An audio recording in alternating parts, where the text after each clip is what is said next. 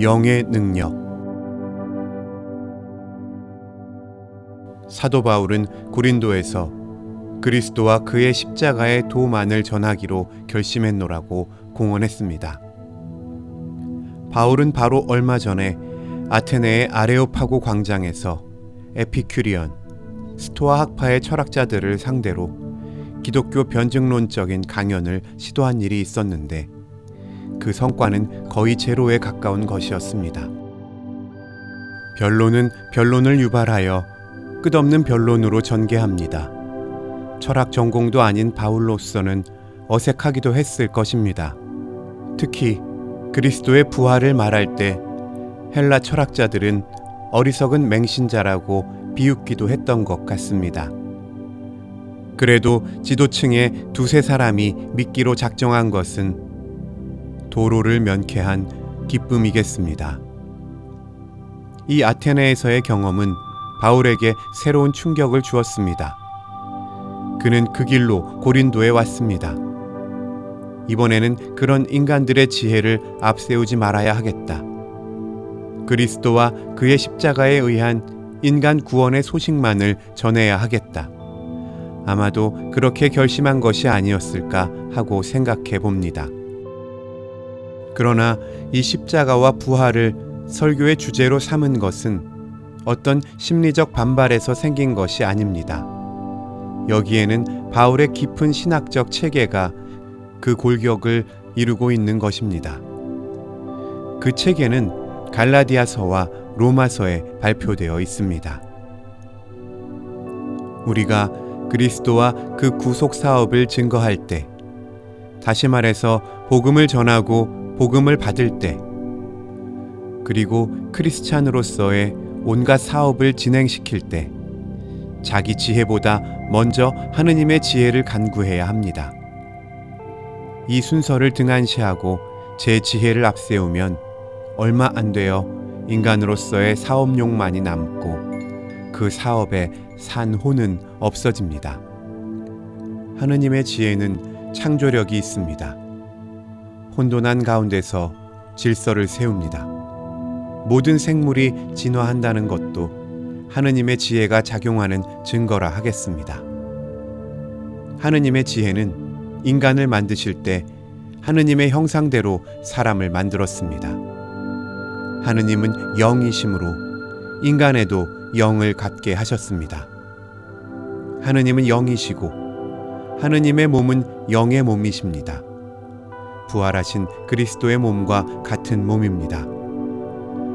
범죄 이전의 인간의 몸도 영체였습니다. 이 하느님의 형상인 영성이 인간에게 있기 때문에 하느님이 인간과 접촉하고 사귈 수 있습니다. 이 하느님의 형상이란 것이 인간의 지성, 이성이라고 하는 분도 있습니다. 지성이라면 동물들에게도 어느 정도 있는 것입니다. 동물들의 지능 검사에 의하여 우리는 그들이 가진 지성을 측정할 수 있습니다. 이것이 인간의 고귀한 감정을 말함이라고도 합니다. 미를 식별하고 예술품을 창작하고 하는 것이 하느님의 천지 창조와 서로 상응한다고 합니다. 그러나 동물에게도 희로애락의 감정이 있습니다. 영리한 개는 감정을 표현합니다. 인간의 눈치를 쳐다보고 그가 가진 감정을 식별하기도 합니다.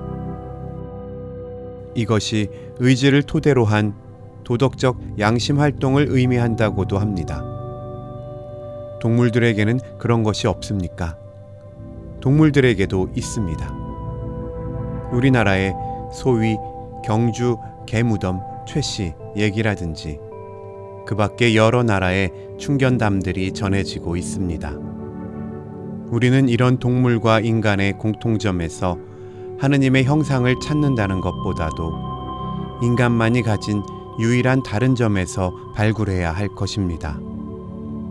에밀 브룬너는 하느님의 형상이란 것을 인간의 종교적인 하느님 의식을 말함이라 하였습니다. Awareness of God 말입니다. 자연과 인간을 초월한 하느님을 느끼는 일은 동물에게는 없습니다. 그러나 아무리 동물 같은 야만인, 아프리카 토인이나 피지섬 원주민에게도 선교사가 전도하면 회개하고 하느님을 믿고 재래의 미신적인 종교 행사를 청산하고 진리에 충성합니다. 그러나 아무리 사람 같게 생긴 원숭이 무리라 하더라도 거기에 선교하여 성공한 예는 없습니다. 선교할 수도 없습니다. 우리 인간에게 복음이 전달되는 것은 인간성 중에 있는 하느님의 형상을 통하여 하느님을 느끼는 기능이 있기 때문입니다. 위에서 언급한 것과 같이 복음 전달이 지성을 통하여 지성에 호소하는 것만이라면 복음이 변하여 종교 사상, 종교 철학이 됩니다. 복음이 감정을 통하여 감정에만 전달되는 경우에는 복음이 변하여 신비주의가 되며 광신주의가 됩니다. 복음이 인간의 도덕적 의지를 통하여 도덕적 의지에만 전달되는 때에는 복음이 율법주의로 변하여 바리새파를 정죄하는 도구가 됩니다. 복음이 현세적인 행복 추구의 분위기 속에서 행복으로 전달되면 미구의 세속주의로 타락합니다. 그러므로 세계 선교의 제1인자인 바울은 하느님의 지혜에 있어서는 이 세상에 자기 지혜로 하느님을 알지 못하는 고로 하느님께서 전도에 미련한 것으로 믿는 자들을 구원하시기를 기뻐하셨도다 하고 역설적인 진실을 말했습니다.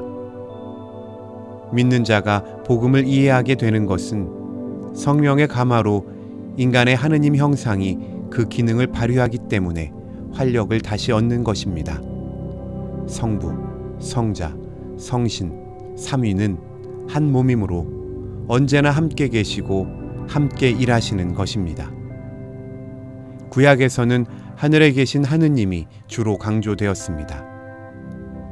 예수님에게서는 역사 안에 오신 하느님이 강조되었습니다.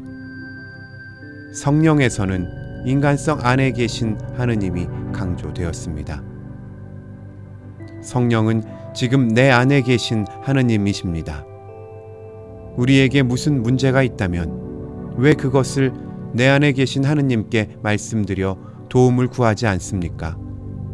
왜 공연히 허무니 절망이니 하고 스스로 무덤을 영탄하고 있습니까? 우리가 복음을 전파하는 데는 지식도, 정열도, 선한 행위도 물론 필요합니다. 그리고 그 모든 것이 따라야 합니다. 그러나 그런 것들은 복음 전파의 수단 또는 수행원이요, 주인은 아닙니다. 진짜 주인은 복음입니다.